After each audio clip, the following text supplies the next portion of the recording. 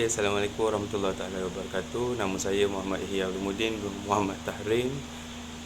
Okay, pada hari ini saya dalam subjek pembiakan tumbuhan, pengeluaran nursery, saya akan menerangkan tentang pembiakan tumbuhan secara seks. Okey, dalam pembiakan tumbuhan secara seks ni, prosesnya daripada pembiakan seks adalah pembiakan yang melibatkan persenyawaan gamet jantan dan gamet betina untuk membentuk zygote. So dalam ni dia adalah gabungan bunga jantan dan bunga betina lah untuk pembiakan tumbuhan pokok tu. Yang kedua ialah melalui kaedah biji benih yang digunakan untuk mendapatkan tanaman yang baru. So untuk tanaman pokok yang baru, kita memerlukan biji benih daripada pembiakan tumbuhan secara seks ni. Biji-biji benih boleh didapati daripada pokok itu sendiri yang telah matang, ataupun kita boleh perolehinya daripada kedai-kedai pokok lah untuk kita buat penanaman baru. So kita boleh dapatkannya di kedai-kedai yang berhampiran. Biji-biji benih boleh didapati daripada pokok itu sendiri yang telah matang, ataupun kita boleh perolehinya daripada kedai-kedai pokok lah untuk kita buat penanaman baru. So kita boleh dapatkannya di kedai-kedai yang berhampiran. Okey, kita masuk kepada kelebihan pembiakan tumbuhan secara seks. So yang pertamanya ialah biji benih ni mudah diperolehi. So untuk penanaman pokok secara seks ni daripada pokok itu sendiri yang seperti saya cakap tadi, ataupun kita boleh dapat di kedai-kedai tanaman. So memudahkan untuk kita melakukan kerja-kerja penanaman. Yang kedua ialah boleh dibiak dalam kuantiti yang banyak. So penggunaan biji benih tu yang banyak, kita boleh menghasilkan tumbuhan yang banyak. So memudahkan kita untuk bercocok tanam lah. So yang terakhir ialah pokok yang akan dihasilkan ialah berakar tunjang. So kelebihan akar tunjang ni adalah pokok akan dapat lebih kukuh, kuat lah bila pokok tu sudah membesar. Okay, baiklah, kita masuk kepada kelemahan penanaman pokok secara seks. So yang pertama ialah tidak semua tumbuhan mengeluarkan biji benih. So sebagai contohnya adalah pokok tebu, pokok cendawan. So sebagai contoh, cendawan tidak mengeluarkan biji benih dan mengeluarkan spora. Okay. Yang kedua ialah ciri-ciri pokok induk tidak diwarisi sepenuhnya. Yang ketiga ialah tumbuhan tidak sekata. So maksudnya di sini tumbuhan tidak sekata ni ialah dalam pertumbuhan tu ada yang kecil dan ada yang besar. So itu dimasukkan dengan pertumbuhan tidak sekata. Dan kelemahannya yang terakhir ialah lambat mencapai tahap matang. So pokok-pokok ni dia lambat membesar. Itulah kelemahan daripada tumbuhan pokok secara seks. So kita masuk kepada rawatan biji benih. So kenapa perlunya rawatan biji benih ni adalah untuk biji benih ni dapat menghasilkan pokok yang baik lah. Okay, yang pertama ialah biji benih perlu dirawat sebelum disimpan dan disemai untuk mengelakkan daripada serangan kulat dan serangga. Okay, yang kedua ialah biji benih dirawat dengan cara menggaulkan dengan racun serangga dan kulat dalam bentuk debu. So racun serangga ni adalah penting untuk mengekalkan kualiti biji benih itu sendirilah. Dan untuk contoh-contoh racun kulat, di sini terdapat beberapa gambar yang saya tunjukkan. Salah satunya ialah tiram, zineb, benlet dan kaptan. So yang ini adalah contoh-contoh racun kulat yang baiklah untuk biji benih. Okey, bagi contoh racun serangga pula yang bagus untuk biji benih, pada dalam ni yang saya perolehi adalah Crocide dan Furadan. So yang ni adalah bagus untuk biji benih juga daripada serangan serangga. Okey, baiklah, kita pergi kepada seterusnya dalam pembiakan tumbuhan secara seks, iaitu menyediakan medium semayan. Okey, medium semayan ni adalah tanah-tanah yang perlu digabungkan bagi penanaman anak pokok lah, ataupun yang baru. Okey, campuran John Innes ni iaitu ada dua bahagian tanah lom, satu bahagian bahan organik dan satu bahagian pasir sungai. So dia punya ratio ialah 2:1:1. So dalam slide saya ni saya dah ada contoh gambar tanah-tanah dan bahan organik bagi menyediakan medium semayan.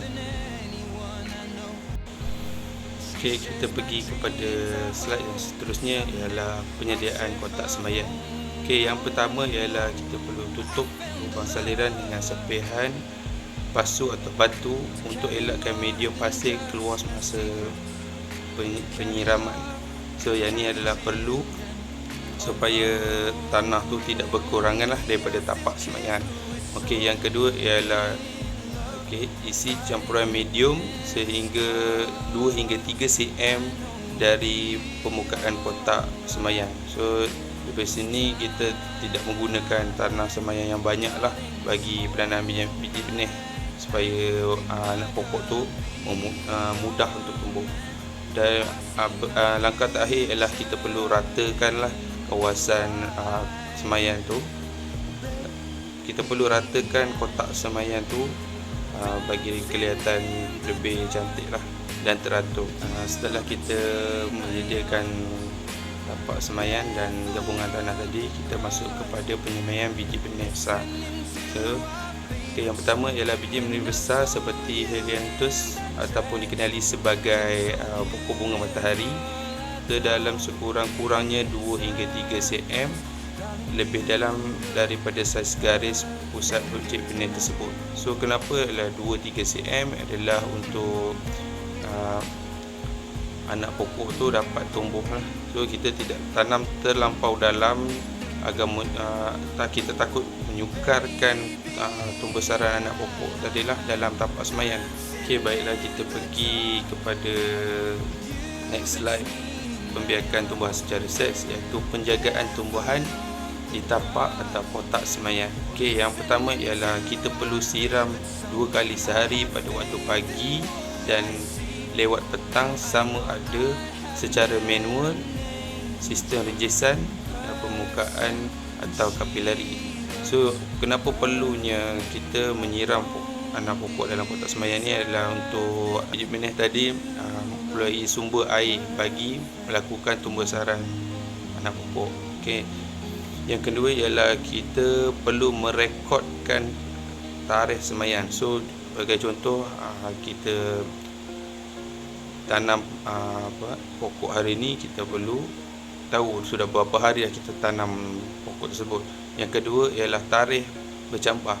So kita perlu tengok tarikh bercambah ataupun tumbuhnya tunas pokok tu waktunya bila. So kita tahu dalam masa berapa hari kita punya tumbuhan tumbuh lah.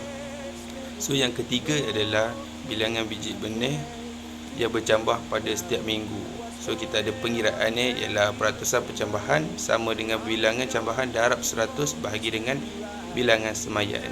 Yang terakhir adalah kita perlu menyukat ketinggian anak pokok tersebut. Itu adalah rekod-rekod dia yang perlu kita lakukan bagi melihat pembesaran anak pokok. Okey, setelah kita melakukan penyemaian dalam kotak semai, next step adalah kita memindahkan anak benih tersebut. So yang pertama ialah anak benih yang mempunyai 4 hingga 5 helai daun boleh dipindahkan ke beg politina ataupun pasu. Langkah kedua ialah langkah pemindahan anak pokok. So ini adalah step-step pemindahan anak pokok. Ialah yang pertama, tutup lubang saliran pasu. Yang kedua ialah isi medium sehingga 2 hingga 3 cm daripada permukaan. Yang ketiga ialah sediakan lubang untuk anak benih. Penyediaan lubang ni ialah daripada tapak semayan tadi tu yang kita nak pindahkan. Kita tak boleh memindahkan anak benih tu saja, kita pindahkan sekali dengan tanah yang telah dicampurkan tadi, terus masuk ke pasu. Yang keempat ialah siram anak benih sebelum diubah. Kenapa kita perlu siram anak benih sebelum diubah? Ialah kita tak nak anak pokok tersebut macam terkejut disebabkan pemindahan tempat yang baru. Keluarkan anak benih bersama gumpalan tanah. Seperti saya cakap tadi, gabungan tanah lom tadi yang mengikut ratio 2:1 tadi perlu diangkat sekali, bukan anak pokok saja yang kita alihkan. Okey, langkah yang seterusnya ialah masukkan ke dalam lubang penanaman. So di dalam pasu ataupun polybag kita tu yang dah berisi tanah, yang telah kita buat lubang, kita akan masukkan anak pokok yang mempunyai tanah tadi tu ke dalam lubang pasu yang baru. So yang seterusnya ialah padatkan tanah di sekeliling pangkal anak benih. Hal ini kerana kita tak nak anak-anak benih pokok yang baru kita pindah tu lari daripada posisi lubang yang kita buat tadi lah. Dan yang terakhir ialah siram dan letakkan di kawasan tempat yang teduh. Hal ini kerana kenapa kita perlu letakkan tempat yang teduh, kerana anak pokok tu masih baru, walaupun dia telah keluar daun dalam 3-4 helai, tapi dia masih baru. Tak boleh kena cahaya matahari yang terlampau ekstrim atau terlampau panas, takut boleh menyebabkan anak pokok tu mati. Okay, baiklah, sampai sini sajalah saya punya pembentangan pada hari ini. Okay, sekian, terima kasih.